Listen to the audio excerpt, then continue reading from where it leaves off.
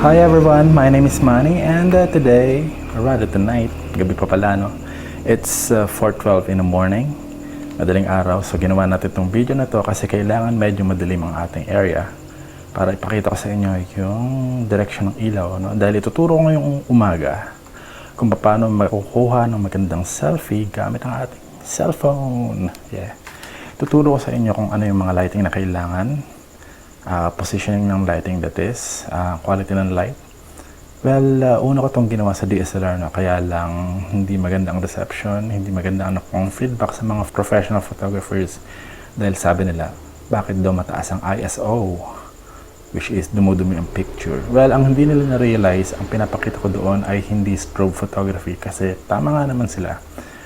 Pwede naman kabitan ng strobes or flash ang DSLR, ba't ko daw hindi kinabitan? Well, hindi lang na-realize na ang tinuturo ko sa video na yun ay ambient lighting o yung available light na tinatawag. So ngayon, ang tuturo ko sa inyo ay paano i-position ang light, paano ipwesto ang modelo sa harap ng magandang lighting para makakuha ng magandang litrato gamit ang ating cellphone. Bago nga palang lahat, nais ko munang batiin ng magandang umaga. Nais ko munang i-shoutout ang ating kaibigang si Bike Tayo 7055. Anthony Otasu, nagpapa-shoutout siya dun sa isang video natin. So ngayon, hello Anthony Otasu, Bike Tayo.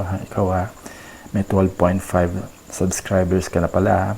Ako dapat i-shoutout mo dahil mas sikat ka kayo sa akin. Anyway, so to start with, papakita ko sa inyo yung mga gagamitin natin. So, pinatay ko muna yung mga ibang ilaw para pakita sa inyo kung ano yung lighting na sinasabi ko. Yung positioning ng lighting. So, ito yung cellphone natin. Iset ko muna sa camera bago ang lahat. Okay, so sa camera. So, makita nyo wala tayong light. Paano? So normally kapag magka-photoshoot ka or kapag mag-selfie ka, ilalagay mo ang sarili mo sa harap ng ilaw like this, no? So kunan natin ang picture gamit ang Realme C30s ko, no? So ganito lang. Tatapat mo ang ilaw sa harap, tatapat ka sa harap ng ilaw and then shoot. Okay, there you go. What if kung ang ilaw naman ay nasa... By the way, itong ilaw na to, ang tawag dito ay key light. Dahil ito yung main light mo, no? Main lighting yan kung saan yung pinakamalakas na ilaw sa harap. But what if ang ilaw naman, or let's say nag-shoot ka ng sunset in the background, na ang nag-shoot ka, ang background mo ay sunset, so nandito ang araw, no? So what about that? So ito naman ang tinatawag natin kicker light. Ito yung pinakamalakas na lighting mo, which emphasize your hair highlight. Pag tinaas mong ganyan, this is a hair light. Pag tinaas mong ganyan, pag nasa likod mo, yan, it accentuate the edges of your hair. Ang tawag naman natin dyan ay hair highlight. Okay? So, kunan natin gamit ang cellphone. Okay. So, isa-set up ko tong tatlong ilaw na to, o dalawang ilaw na to. Mayroon na tayo naka-reading hair highlight dito, no? Sa likod. And then, ito na lang para sa ating key light. Okay, so isa-set up ko dito. Tingnan natin kung ano mga itsura.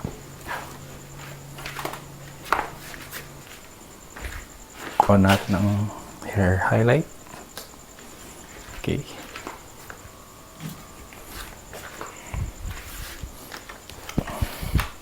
So, meron tayong hair highlight sa likod.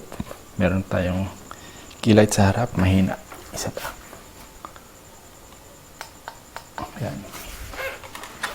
So, there you go. Shoot natin. By the way, hindi po ako modelo. Photographer ako. Sa videographer. Which I'm trying to teach you yung mga natutunan natin dati sa photography. Nung tayo photographer sa my agency. Well, I've been shooting models for over 13 years now. Pero nagsimula po tayo sa Jarrio sa Sunstar, Pangasinan. And I'm here right now sa Pangasinan, as a travel vlogger. Hindi pa tayo photographer dito ngayon. Gusto ko lang i-emphasize na ang photography and videography ay may isang key factor, which is lighting, which is very important. Without light, there is no photo and video. So ito ang kagandahan, no, sa kung pag-aaralan natin ng lighting sa ating photos and videos. So kunin ko na yung sarili ko. Meron akong hair highlight, meron akong key light. There you go. So meron tayong dalawa, no? What if mag-add pa tayo ng isa? Ito naman yung tinatawag na, ito namang isa ang tinatawag na, ito yung fill light natin. Additional fill light to, bukod dun sa ating main light. Ito yung kicker light natin. So 3 light photography setup na tayo. Okay, again, this is not a flash, no? This is a continuous LED light to show you how you can shoot selfie using ambient continuous lighting lang, no? Hindi po siya flash. Again, this is a continuous lighting. Ito ang kakaibahan niya, no, sa flash photography. Well, ito yung pinakamadaling setup. Kung meron na kayong flashlight or 3 ilaw, pwede yung i-setup na ganyan. So you can produce the best selfie. Kung kayo ay modelo or aspiring model, usually yung mga naka-add sa akin sa Facebook ay mga modelo, kasi sila yung mga kinukunan ko dati. So if you're my friend at Facebook at kayo yung modelo, pakilike lang po ang video na to.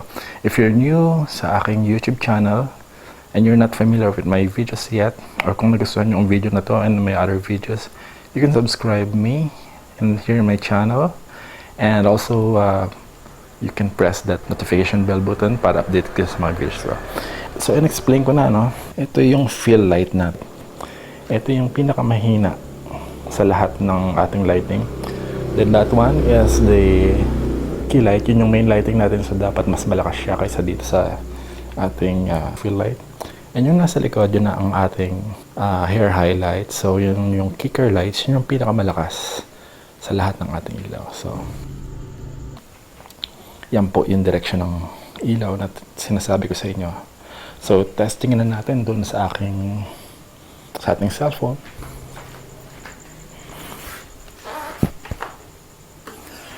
So again, this is my cellphone, Realme C30s.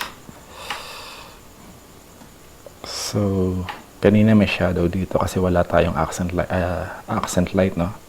Fill light lang ginamit natin dito, so may shadow. Ito naman wala nang shadow almost, dahil pantay ng ilaw nila sa kaliwat kanan. We still have our hair highlight sa likod, so let's shoot. Hair highlight yun, okay. What if kung itaas natin ng konti para maging hair light siya talaga? Okay, so let's see kung may pagbabago.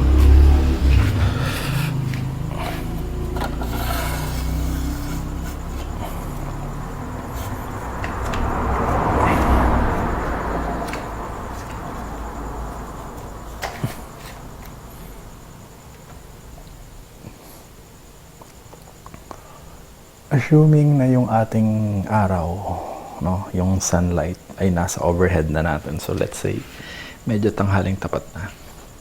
So you still need fill light sa harap.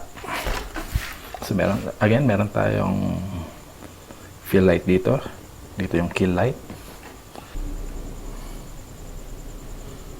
Okay.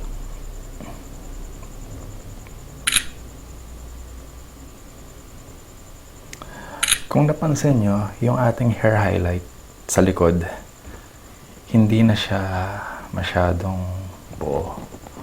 So, hindi na siya kasi masyadong obtrusive yun pagka buong buo, kita mo puting-puti sa likod. So, ito at ang angle lang, okay lang yun. Kung mas matataasan ko pa yung ating tripod, pwede sana dito lang nakatutok sa tuktok. But anyway, still a good, still a good selfie here. Okay, so what have we learned here so far? light direction plays an important part sa selfie, sa photography, and also videography. So, the positioning of light is very important. Kailangan alam nyo yung tama ng ilaw sa mukha ng modelo o sa inyo para walang shadow, maganda yung rendition ng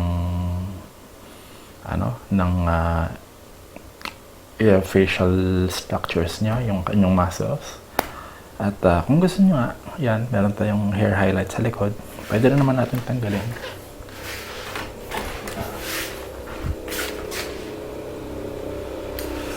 Assuming na gusto nyo ng normal selfie lang. Ang importante lang talaga ay meron kayong magandang ilaw sa harap nyo. Not backlighted, but dito sa harap. Yung angle ng light is very important din. Kasi kapag ang ilaw ay nasa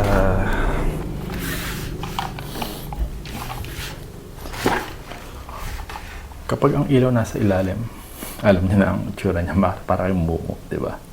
Pag naman nasa ibabaw, nakita niyo yung shadows dito, di ba? Ayan, shadow sa ilalim. Pag overhead ang shot, ang ilaw natin. Okay. Pag undershot, nasa ibabaw naman yung ating shadow.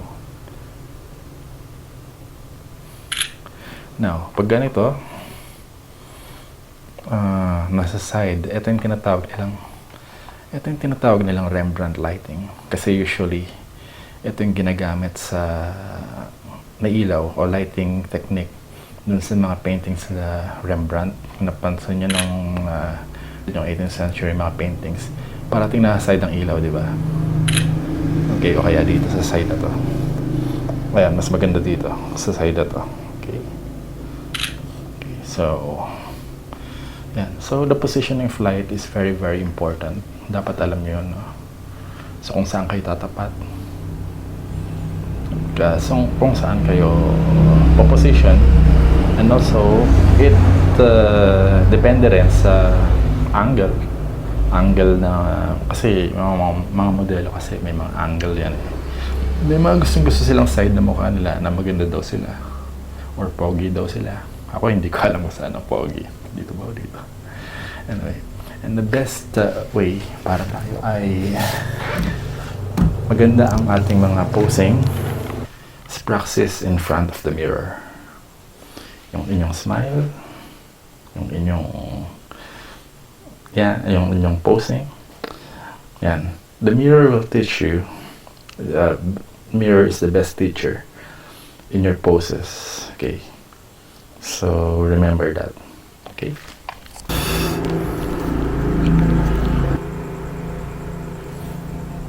Okay guys, that's it. Thanks for watching. Sana may natutunan na sa aking short tutorial on how to get the best selfie out of your phone. Okay, so that's it for now. Thanks for watching. Until the next tutorial.